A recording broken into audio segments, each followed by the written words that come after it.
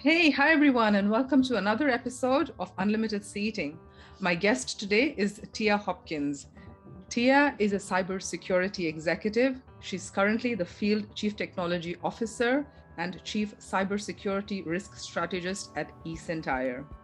Tia is also an educator, a mentor, a speaker, and published author. She's passionate about creating opportunity and diversity in the cybersecurity industry. Tia, good morning, and thank you so much for taking the time to be with us at Unlimited Seating.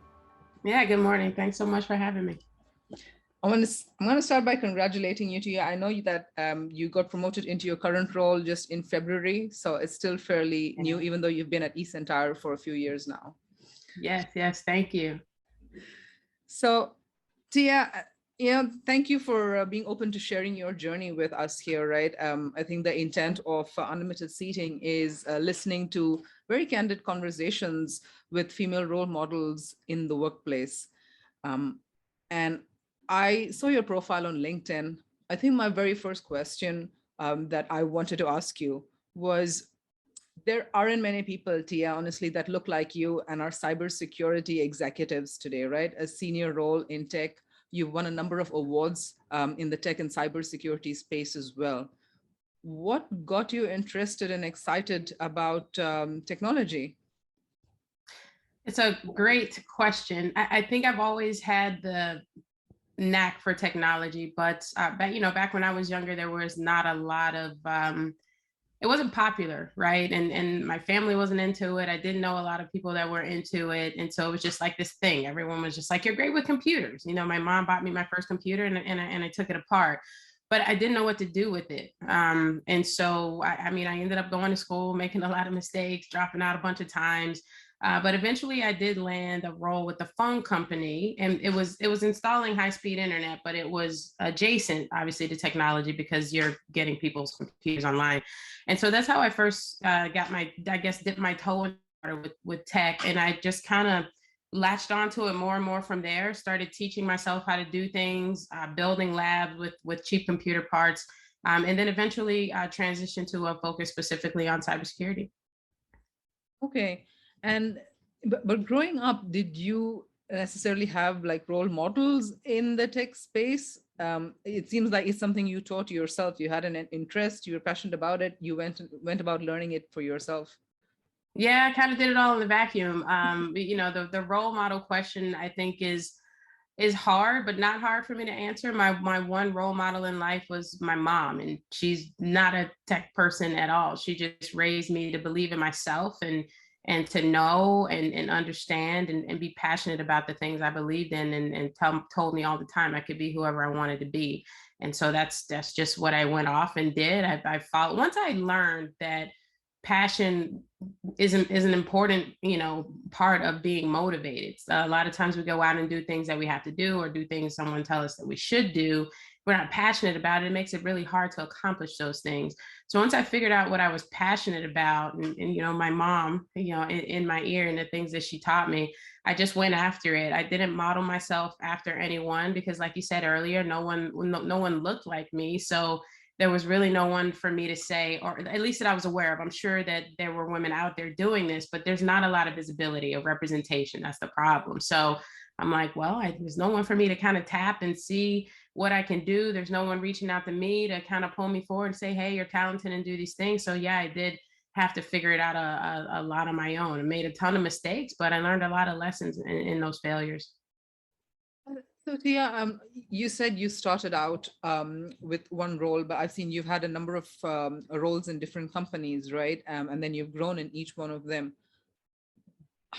How did you find that, right? Getting an entry into one organization and then growing through it. Did you have that support? Did you have people who reached out to you and said, hey, I see that you're great at what you do. Here's an opportunity, go and try a bigger role. Just how much of it was a mix of you yourself going and reaching out to people and for opportunities, and how much of it was other people inviting you as well? I think prior to eSentire, a lot of it was just me doing what I felt like I needed to do to be ready for whatever came along. Because I often get the question, well, how did you plan your career path and what did you do to get, where you wanted to be? But my answer is always, yeah, I didn't really plan. I don't know that this is the path that I would have chosen. I'm just really, I'm really adamant about just being knowledgeable, being able to add value to conversations, because when you're smart, it gets you noticed, right? But you have to be informed in order to remain relevant. So when these opportunities began to present themselves, at first, I was just like, where is all this coming from? Because not to get too personal, just given the way that I grow up, I'm not exactly used to, folks looking for me. I'm actually quite used to the opposite, rejection and things like that. So when folks did, and organizations started reaching out to me to do things, I'm like, well, what is it that they're seeing in me? Because obviously I'm doing something right. I need to do more of that. So I started to ask questions about folks that I work with, like, what is it that you like about working with me? Or when we would have a call together, can we do a debrief? What did you like? What didn't you like? How can I get better? But I've always been really big on building relationships. I think that my relationship building, and I wasn't even doing it on purpose really, but I think it was a huge part of my success because one, people get to know who you are, they get to know what you're interested in, they understand your work ethic, but you're also trying to help them solve problems within their organizational unit by driving efficiencies and reducing friction to how that organizational unit works, within yours. So that was, just throughout my career, just grit, right place, right time, grinding away. But once I got to eSentire, I guess the phrase I like to use is I feel like my career was just shot out of a cannon. Kerry Bailey is a fantastic CEO. He loves to see folks just be successful. He likes to provide opportunities to set individuals up for success. He's dedicated to the success of the company, obviously, but he's such a people person, and I firmly believe it starts at the top. And so, we're a privately held company. We just, reached unicorn status, got an over $300 million investment. So we're doing really well. But 4 years ago, when a little over 4 years ago, when Kerry and the executive team came into eSentire after a big investment from Warburg Pincus, they were having a town hall and just talking about the future of the company and the goals. And he said something that stuck with me, that the opportunity you have here is unlike the opportunity that many people will ever have in their career. And he said a lot. It was like an hour-long town hall, but that's the thing I remember, more than anything. So we were having a sales kickoff one year, and I walked up to him and I said, you said this thing at the town hall, and I want to know what you mean by that. And approaching him and asking that question changed my life because he gave me answers and he provided me visibility into the business side of things and stretched me and put me in situations that gave me the opportunity to grow. And the biggest thing was, like, this isn't to be looked at as, oh, okay, so the CEO just was feeding her things and that's how she grew. It was not giving me opportunities. It was giving me visibility. It was stretching me as an individual and as a business person. And it was up to me to take those opportunities and turn them into something. But the biggest impact for me was that it showed me so much about myself that I didn't know. I didn't know how capable I was of making very effective business decisions or leading teams or solving really tough strategic issues. I didn't know how much I loved it. And the exposure he gave me, beyond, what I've been able to do in my career, what it did for me is just something that I'll just be eternally grateful to him for. So that to my answer around it being a combination, just to bring it back to the question, it was being provided with the visibility into what the opportunities look like, being given the opportunity to get into things that are outside what I was doing, but also taking those opportunities and leveraging them and continuing to build relationships to solve real problems and drive the success of the organization. That's a great story, Tia. And I think what you said there is very important, right? It's not just getting the opportunity. I think you were ready for those stretch challenges, right? Because you built your expertise. I think that's something really important for people to know, right? Visibility is a double-edged sword. Yeah, it is. It is. Like, there was a pilot executive mentorship program that he kicked off and then, announced it to the company that they were doing this. And I was like the the test subject, and I was invited to a board retreat. So to your point, double-edged sword. This is my CEO saying we have this high potential employee. We're gonna get her involved in these situations. I could have crashed and burned, So yeah, you're absolutely right. Yeah, so you need to keep working to be ready for that. And I think it's a very Yes. important message for Yes. everyone who's trying to, grow in their career to know. Yeah. One of my mottos is if you stay ready, you don't have to get ready. Yes, yes, absolutely. So I remember you talked a lot about relationships, Tia, and how that's kind of been a constant thread for you. And I remember something from when you and I spoke a couple of weeks back. You said you were very shy growing up. Yeah. Right? Tell me about, Yes. I really loved your story about what you did and how you took certain actions that really helped you. Uh, yeah. So I grew up kind of, I come from very humble beginnings. We moved around a lot when I was a kid. So I was always the new girl in class. And then I was like a nerd. So I was in all the honors courses, and all the popular kids were off doing other things. And so, yeah, it taught me at a very young age to not really seek validation, to kind of put my head down and do the things that I needed to do.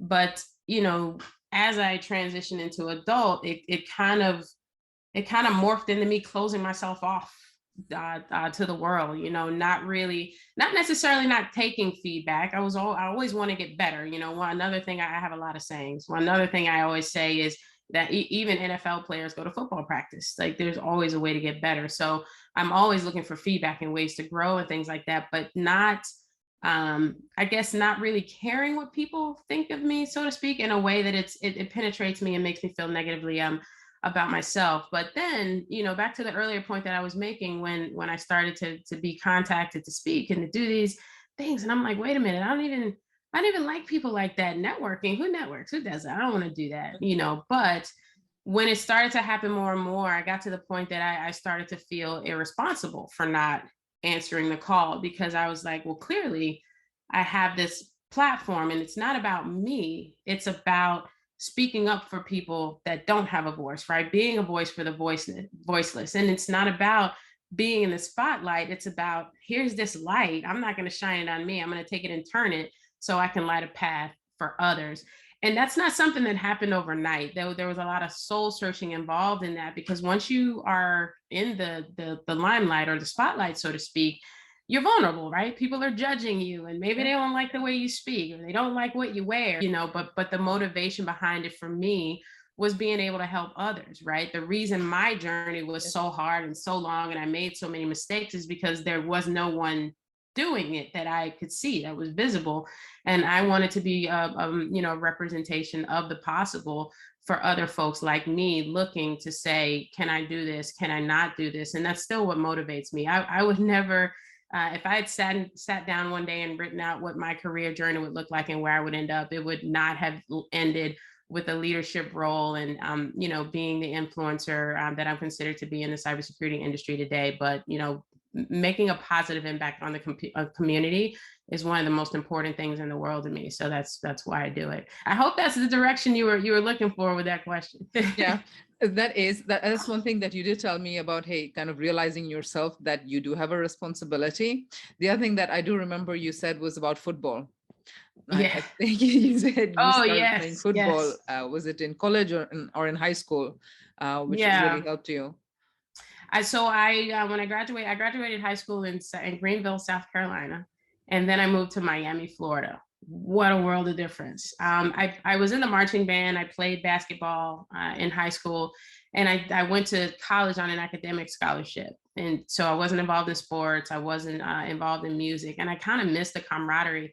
And a friend of mine that I'd met while I was living there said, hey, you should come to this football tryout. And I was like, football? What are you talking about? She's like, yeah, women's tackle football. All right. And so I go and I suit up, put the pads on and everything. And I fell in love with it. I'm like, wait a minute. So I can kind of get really close to physically assaulting someone, and there's no problem with it. So I was addicted to it. I played for 12 years, but the point of the story is football changed my life. I was a very, very, very low confidence, low self-esteem, low self-image individual, just, because of my situation and the way that I grew up. And I didn't have a lot of wins. I was, still making a lot of mistakes, didn't have a lot of guidance. I've left home, right? I'm figuring it out on my own. I'm not telling my mom what's going on.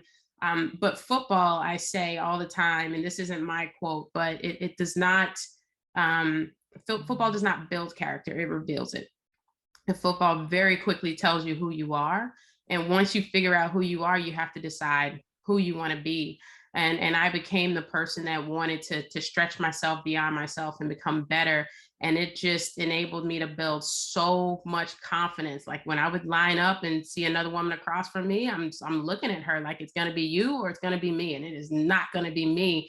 And when you start to experience that success and you've got your team around you cheering, because I mean, football is a team sport like no other sport, but no matter what, your team's got your back, even when you're down. And when you do something great, everyone's cheering for you and you can see yourself getting better and better and better and moving to different positions and nailing plays that you were struggling with. It just teaches you that you can do things, right? When you tell yourself, well, maybe I shouldn't, and then you go out and do it, you're like, holy cow, I want to do more of that. And that translated into my life too. Like I was saying, I dropped out of college a number of times. 4 times I dropped out of college before I actually completed a degree. And that same sort of addictive success happened once I finished my bachelor's. I went into my first master's and my second master's without stopping. And I got a bunch of cybersecurity certifications at the same time. And now I'm pursuing my executive MBA and PhD simultaneously. Like you said, adjunct professor as well. And so it's just all about confidence. Another quote I love is confidence has no competition. And so once I experienced that and started to build upon that, it translated directly into my career, my personal life, and just changed who I am as a person. So I firmly believe football changed and probably saved my life. That's a very good story, Tia. Just it's a story for others, but it's your life, right? It's kind of like you said, it really built and changed a lot of things for you. Because when I hear it, right, and you talk about dropping college, you also refer to like mistakes. But if I look at it, you say you're an honor student, you were doing very well through school. And what I was going to actually try and get a bit more out of you next was, how did you deal when things didn't go so well, right? What got you out of, say, a spot where you weren't really feeling your best self? How did you talk yourself out of it? I think it's important to be grounded, understand your why. Why are you doing the thing that you're doing? Are you passionate about it? What moves you? It's important because one, it helps you focus. You know, what is it that I need to take on? What should I be involved in? What do I need to continue to work on, to get better at, to become even better at this? But I think even more importantly, when it gets hard, you have to remind yourself why you started doing it in the first place. And to go back to the example of dropping out of school, I mean, there were a number of reasons that I dropped out. Wrong program, lack of guidance, lack of financial resources, lack of time. But the main reason was that I was not going to any of those programs. I wasn't signed up for any of those programs because it was what I wanted to do with my life. It was, you go to school, you graduate high school, you go to college. That's what you do. You pick a program, you go. You know, I'm a junior in high school and it's SATs and you have to figure out where you're going to go to school. And it's very important. You want to submit your application letters, just pressure, pressure, pressure. But none of the reasons for what I was doing were my own. Yeah. And that was a big part of why it was so easy for me to drop those things and drop out 4 times when things got so hard, because they weren't something I was passionate about. It was just something I felt like I had to do for someone else. And so when I went to school and finished, it was because I chose it, because I knew my why. I knew where I was headed, and that was my fuel. That was my motivation. That's what kept me going. People ask me all the time, well, do you think a PhD is going to advance your career? I mean, you're at a pretty high level. I'm like, absolutely not. I don't think a PhD is going to advance my career, but I want it for myself. And I have a very specific reason why I want it for myself. And so when I don't want to be spending my weekend doing research and writing 12 to 15 page papers, I remind myself of my why. And my why is what I constantly leverage to dig me out of holes all the time. Yeah, that's knowing your why is, I'm surprised that it's something that you seem to have realized fairly early on, or earlier on in your life. I think it's hard. I would say that sometimes it varies for me, the why. So I'm amazed that you realized it early on in life, and that's kind of your guiding force. Thanks for sharing that, Tia. Yeah. So the other thing that I did want to ask, right?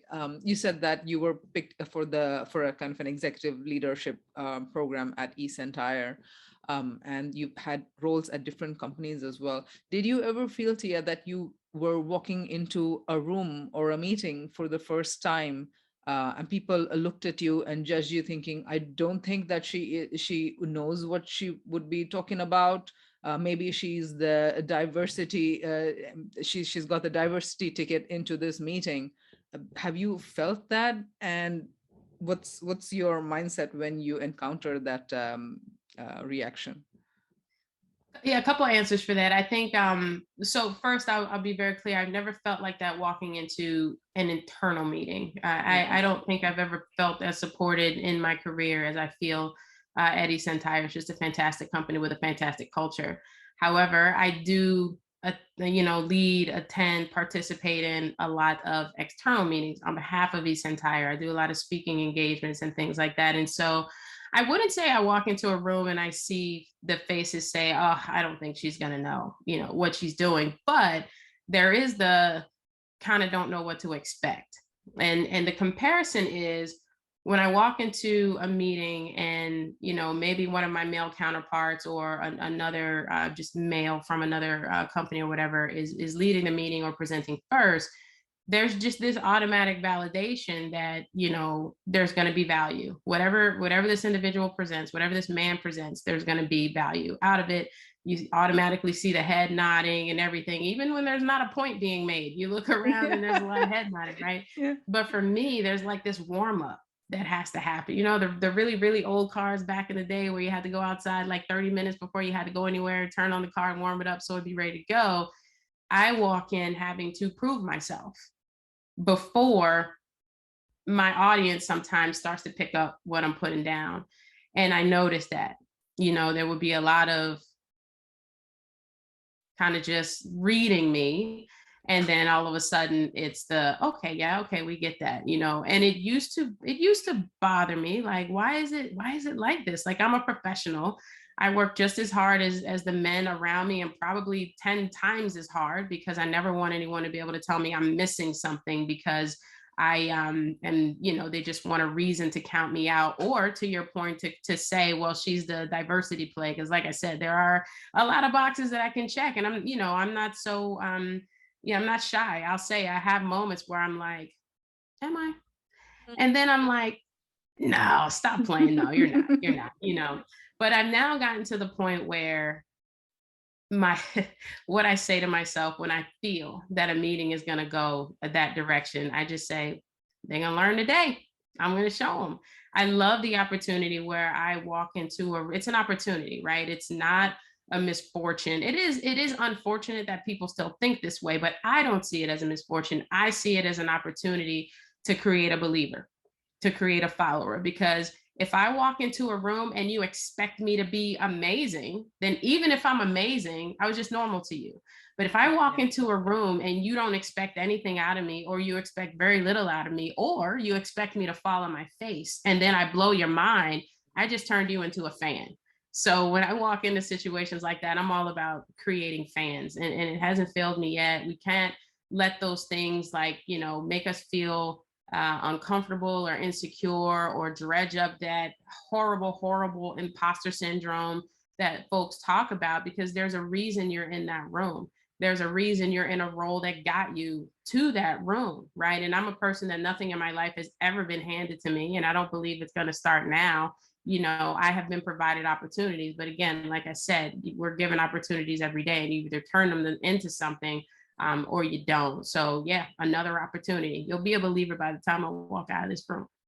That's a good mindset to have, right? And I wanted you to, I wanted to hear from you what you say, because I think that's great insight for people listening to take back with them, right? It's not you're not in an unfortunate situation. One, it's a great opportunity to be in that room and in that meeting and with that audience. And then, like you said, it's an opportunity. So I think it's a very good way to think about it. When you were talking about, having to warm up and wait for people to listen to you and warm up to what you're saying. I just remembered, there's many times I've heard when there's a female who's promoted to a senior leadership role, there are times when I hear this. First, there's a bit of skepticism, right? And then I hear male colleagues sometimes say that, she's actually very smart, or she's really good. You just reminded me of that. It's like, are you surprised by that? It's so shocking. I will tell you though, I do wonder.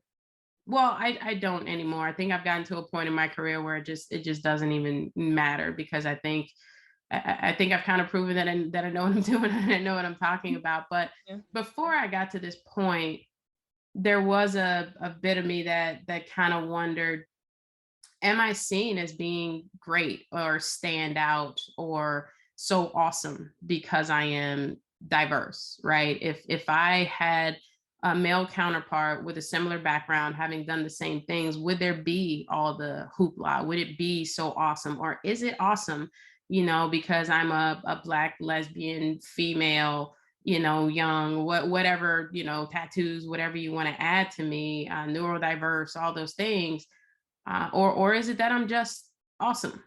That is something that I have wondered, but I've put it behind me. But it's easy to say, do you think I'm amazing because you're not used to people looking like me achieve the things that I'm able to achieve, or operate the way that I'm able to operate? Yeah, and I think everyone at some point thinks, like you said. I can say that I'm an Indian woman. You can say you have a number of more adjectives to add before the woman, right? And I think sometimes we all go through that same self-doubt. But I also look at it that the number of opportunities that are available to you are probably less, or were probably less than they were available to a male colleague, right? A male peer that you had, and you've taken every opportunity and kind of knocked it out of the park. I think that have to. They're few and far between, right? Yes, yeah, totally. So what I love even more than all that you've done in your kind of area of expertise, Tia, I'll see that you're founder and CEO for Empower Cybersecurity. Yeah. And I also see that you're a football coach. Tell us a little bit about it. What drove you to start Empower Cybersecurity, and also the football coaching piece? I think they're similarly themed.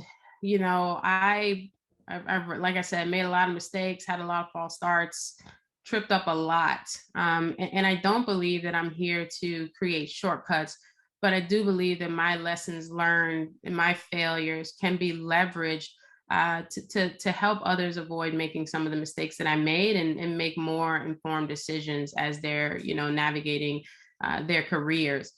But where they're sort of similarly veined for me is, I do think a big part of the gap that we have in this industry is partly due to the fact that there's a lot of work to do in tech in terms of being more diverse, whether it's based on race, ethnicity, gender, ability, neurodiversity, whatever that is. We have a lot of work to do. But for me, I feel best able to represent women of color, and this is to the point of the nonprofit.